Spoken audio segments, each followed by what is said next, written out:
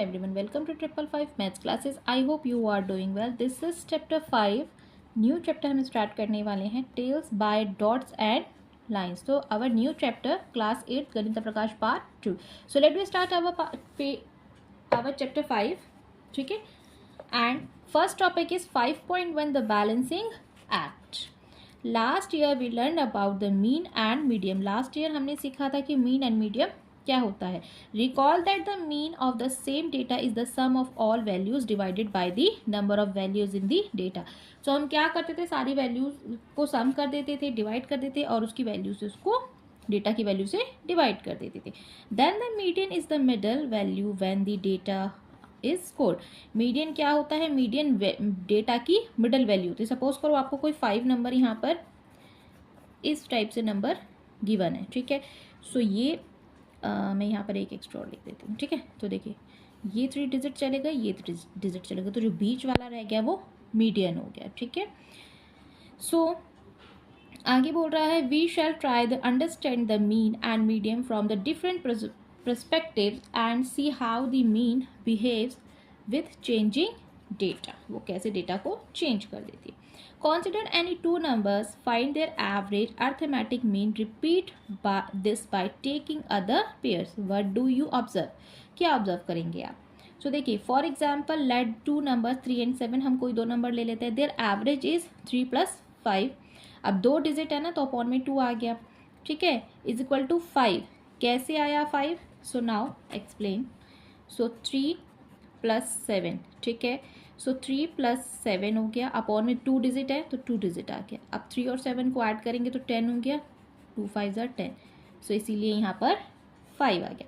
Taking another pair of a number says 8 and 9. अगर मैं 8 and 9 लेती हूँ, 8 + 9 और 2 डिजिट है तो अपॉन में 2 आ गया. जितनी डिजिट ऊपर होंगी ना, नंबर्स होंगे, उतने आप नीचे लिखेंगे. जैसे मैंने यहाँ आपको एग्जाम्पल में समझाया था 1 2 3 4 5 6 7. सो आप क्या लिखेंगे, 7 अपॉन में इन सबका टोटल. ठीक है. सो ऐसे ही 7 और 5 7 8 9 10 11 12. सो 12/2 हो गया. ठीक है. सो 2 6 = 12, तो यहाँ 6 आ गया. ठीक है. अगर ऐसे ही मैं 8 + 9 लेती हूँ और अपॉन में 2 लेती हूँ तो कितना हो जाएगा, 19/2 है ना. अब 19 को जब 2 से डिवाइड करेंगे तो 2 9s = 18 और 2 5s = 18 और 5s. ठीक है. तो यहाँ पर इन्होंने सेम वैसे ही किया. Visualising these dots plots we get. ठीक है. अब ये डॉट गिवन है यहाँ पर आपको, तो आपको बताना है. देखिए notice that the mean is exactly half way between the 2 numbers. 2 number के बीच में डॉट बने हैं यहाँ पर और यहाँ पर. अब देखिए यहाँ पर 1 हो गया, ये 2 हो गया, ये 3 हो गया, 4, ये 5 6 7 and 8. आगे चलेगा फिर ये 9 फिर 10 एंड सो ऑन. ठीक है. सो यहाँ पर बोला 3 and 7. इनका मीन कितना निकाल दिया, 5 निकाल दिया.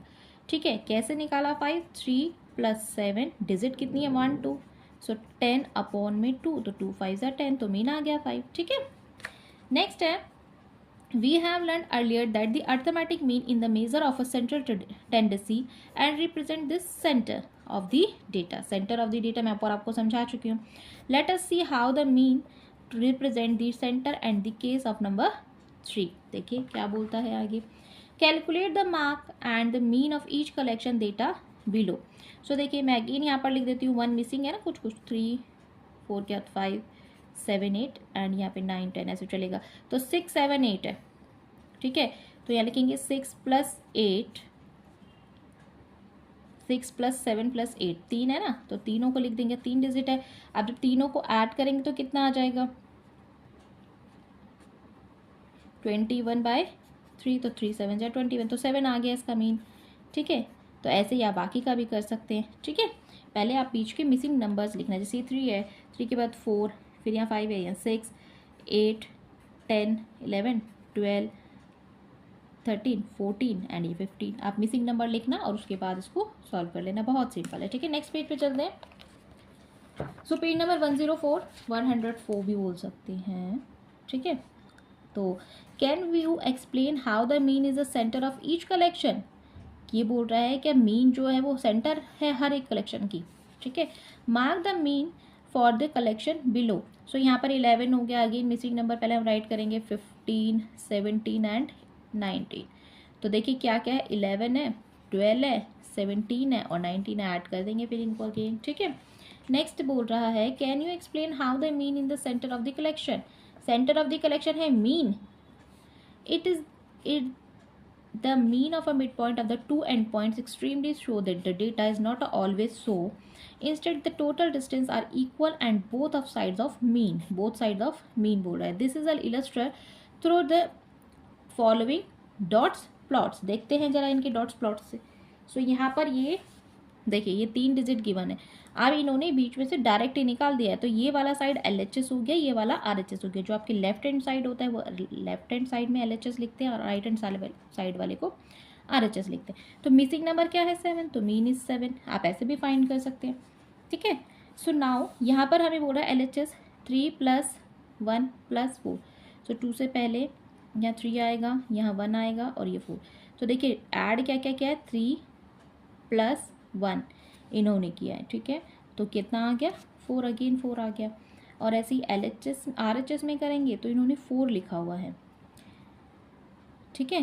तो 1 यहाँ 4 है, तो यहाँ पर कितना आ जाएगा 7, 9। तो 1 2 3 4 डिजिट है, ठीक है। तो जब ऐड करेंगे तो मीन आपका डिवाइड करके 5 आ जाएगा, ठीक है। ऐसे ही सेम इन्होंने यहाँ पर भी किया हुआ है, मीन 12 दिखा रहा है और यहाँ पर 7.5। तो जब हम इसे डिवाइड करेंगे ना तो हमें पता चल जाएगा, ऐड करके डिवाइड करना है, बहुत सिंपल है। Verified that this hold for all the collection of the data shown in the earlier, ठीक है। Can there be more than the such centre in the other word they is 3 and 3 there any other value such that the sum of the distance to the values lower than it is the value higher than still be equal। Lower value और higher value को बोल रहा है, ठीक है। In the case of the collection 10, 10, 10, 11 and 17 whose mean is 12, suppose there is a different center larger than 12। So यहाँ पर कुछ डिजिट गिवन है 10, 10, 10, 11, 17 and whose mean is 12। इनका मीन दे दिया 12, ठीक है, और डिफरेंट दे दिया है लार्जर देन 12। अब बोल रहा है डिफरेंट जो है वो लार्जर देन 12 से होना चाहिए। जब आप ऐड करेंगे डिवाइड करेंगे तो आपको पता चल जाएगा। Clearly all the distance of the LHS increase and the distance of RHS will be decrease। आप देख सकते हैं कि जो LHS है वो इंक्रीज हो रहा है और RHS जो है वो डिक्रीज हो रहा है। आपने नोट किया, ये देखिए यहाँ पर ये देखिए, ठीक है। जब आप करेंगे तो आपको पता चलेगा कि हो रहा है क्या ऐसा। It is no longer the centre similarly for the any value smaller than 12, ठीक है। तो ये बोल रहा है अगर कोई वैल्यू स्मॉलर है 12 से छोटी है तो the distance on the LHS will be decrease. अगर 12 से छोटी है तो डिक्रीज होगा और 12 से बड़ी है तो वो इंक्रीज होगा LHS में, ठीक है। नेक्स्ट पेज देखते हैं 105 पर both these case are illustrated in the following diagram therefore these in only one centre. So देखिए यहाँ पर 10 मिसिंग है, ठीक है। ऐसे ही यहाँ पर आप लिख सकते हैं 12, 13, यहाँ 14, यहाँ 16, ठीक है। अब देखिए आप 2.5, 2.5, 1.5 कैसे लिया है, अब इन्होंने यहाँ से उठाया है, ठीक है। तो यहाँ से जब ये उठाएंगे तो पहले 1.5 लिखा है, फिर 2.5, फिर 2. सबको ऐड करेंगे तो 6.5 आ जाएगा। ऐसे ही नेक्स्ट में यहाँ पर कुछ डिजिट नहीं है, सिर्फ 4.5 है, मतलब 4 डिजिट है, 1 2 3 4, ठीक है। तो यहाँ से स्टार्ट किया और यहाँ एंड किया, तो बीच में कितने डिजिट है, 4 ही तो है, ठीक है। तो इस टाइप से इन्होंने कर दिया, गिवन है। और ऐसे ही LHS में देखो 1 + 1 है तो 2 हो जाएगा। RHS में क्या है 1 2 3 4 5 6 है तो 6 आ गया, ठीक है। चाहे आप इन्हें काउंट कर लो, चाहे आप डिजिट्स काउंट कर लो, ठीक है। इस टाइप से आप इसे कर सकते हैं। सो नाउ आगे ये बोल रहा है we include a new value of the data increase the decrease of mean। When a new value greater than the mean is included, then the increase to maintain the balance between the sum of distance on the LHS RHS illustrated below। So यहाँ पर आपको given है तो इसका mean इन्होंने 11 बताया हुआ है, ठीक है। सो 4 5 यहाँ पर मिसिंग है, ऐसे मिसिंग डिजिट लिखेंगे, ऐड करेंगे तो आपको पता चल जाएगा, ठीक है। तो नाउ ये नेक्स्ट में बोल रहा है न्यू वैल्यू इंस्टेड, तो यहाँ पर न्यू वैल्यू क्या आ जाएगी 17 आ जाएगी, ठीक है। ऐसे ही यहाँ पर 5 आ जाएगी, पहले मिसिंग नंबर्स लिखेंगे देन उनको ऐड करके डिवाइड कर देंगे, ठीक है। Similarly if a value smaller than the mean included then the new mean while the less than before, ठीक है, लेस देन करके निकल जाएगा। What happen to the mean when an exciting value is removed? Will the mean increase, decrease, stay और same? आपको बोल रहा है कि क्या है ऐसा कि जो मीन इंक्रीज भी हो रही है, डिक्रीज भी हो रही है और स्टे भी सेम ही रहेगी. ठीक है.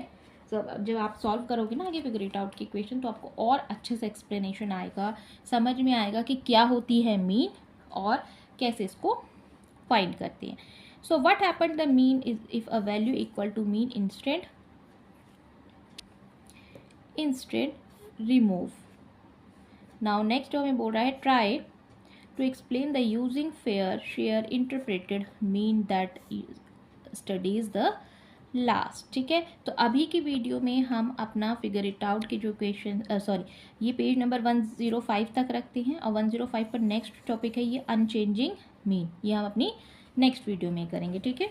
105 से स्टार्ट करेंगे और नेक्स्ट चलेंगे अपना. ठीक है. सो अगर आपको वीडियो अच्छी लगी तो लाइक शेयर कर सकते हैं. अगर कुछ कमेंट में पूछना है, आपका डाउट रहता है तो आप पूछ सकते हैं. Now thanks for watching. मिलते हैं next video. Bye. Take care.